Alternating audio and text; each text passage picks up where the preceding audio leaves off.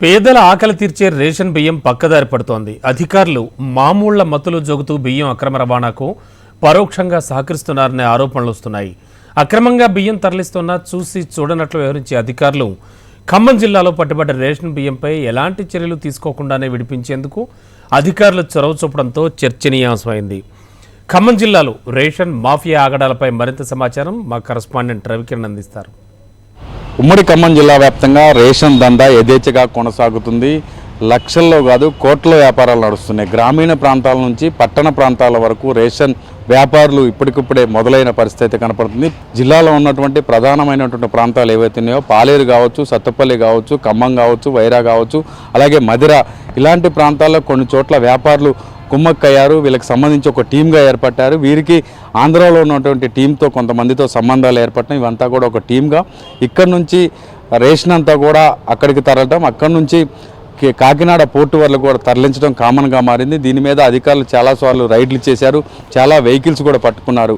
ఈ 10 ఏళ్లలో చాలా వరకు పట్టుకున్నప్పటికీ కూడా జిల్లా సరిహద్దులో ఉన్న గ్రామాల్లో ఈ డంప్ చేయడం, ఇక్కడ ఉన్నటువంటి రేషన్ అంతా కూడా తీసుకెళ్ళి అక్కడి నుంచి తరలించడం పరిపాటిగా మారింది. ఇప్పటికైతే చాలా చోట్ల నిఘా పెట్టినా కూడా గ్రామీణ ప్రాంతాల్లో రేషన్ షాపుల వద్దే డైరెక్ట్గా రేషన్ తీసుకోకుంటే డబ్బులు ఇస్తామంటూ రేషన్ డీలర్లే కిలోకు 5 లేదా 6 రూపాయలు ఇవ్వటం కామన్గా మారింది. ఈ తీసుకున్నటువంటి రేషన్ అంతా కూడా 10 లేదా 12 రూపాయలకు మధ్యలో ఉన్నటువంటి కొందరు వ్యాపారులకు అవి అప్పచెప్పడం, ఆ తర్వాత అక్కడి నుంచి కూడా ఏపీలో ఉన్నటువంటి పలు జిల్లాలకు సంబంధించిన అక్రమ వ్యాపారం చేసే వాళ్ళకి పంపించడం కామన్గా మారింది. దీనిపై ఇప్పటికే చర్యలు తీసుకోవాలని అధికారులు ఎప్పటి నుంచో చూస్తున్నా కూడా రేషన్ డీలర్లు అలాగే మధ్యలో ఉన్నటువంటి దళారులు కొంతమంది ఒక టీమ్గా ఏర్పడి రాజకీయ నాయకుల అండదండలతో వ్యాపారం అయితే యథేచ్ఛగా సాగిస్తున్నారు.